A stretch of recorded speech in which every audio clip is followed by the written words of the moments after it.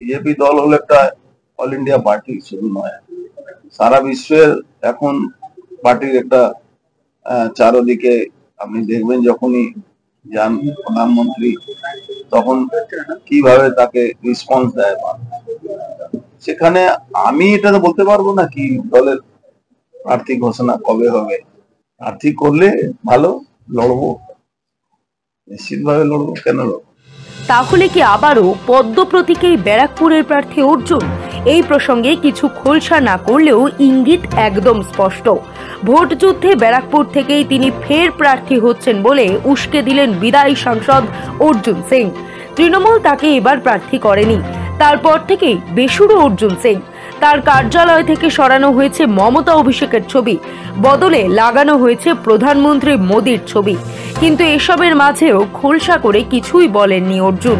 তবে বুধবার মুখে না বললেও এক প্রকার স্পষ্ট করে দিলেন যে ব্যারাকপুরে পার্থ বনাম অর্জুনের লড়াই হতে চলেছে।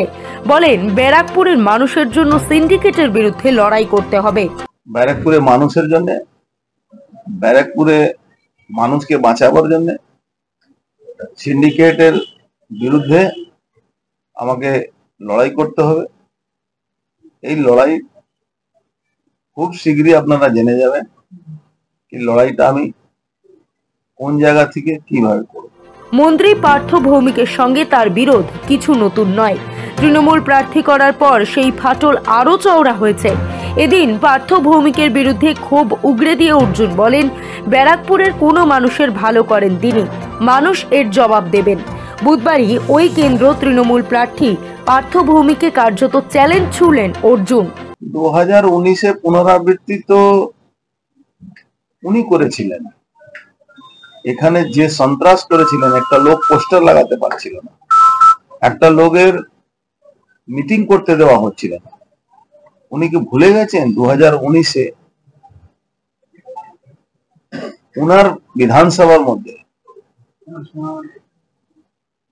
পাওয়ার হাউস মোড়ে আমাকে ঘিরে আমার উপরে অ্যাটাক করা হয়েছে ভোটের আগে। উনি ভুলে গেছেন কি ফাল্গুনী পাত্র যখন যাচ্ছিলেন থানায় কমপ্লেন করতে, তার গাড়ি ভাঙচুর করা হয়েছে।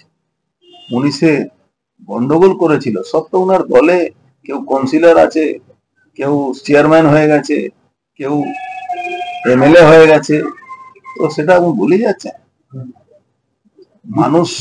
মানুষ থেকে বুদ্ধিমান কেউ হয় না, মানুষ সব লক্ষ্য রাখে। আজকেও বন্ধু লড়াই হচ্ছে। প্রার্থী ঘোষণার পর কিছুটা রেখে ঢেকেই বলছিলেন অর্জুন সিং, কিন্তু দিন যত এগোচ্ছে তত খোলামেলা মন্তব্য করছেন ব্যারাকপুরের সংসদ। ব্যারাকপুর থেকে যে বিজেপি জিতছে তা এদিন স্পষ্ট করে জানিয়েছেন। সৃঞ্জিনী পোদ্দারের রিপোর্ট, সময়, কলকাতা।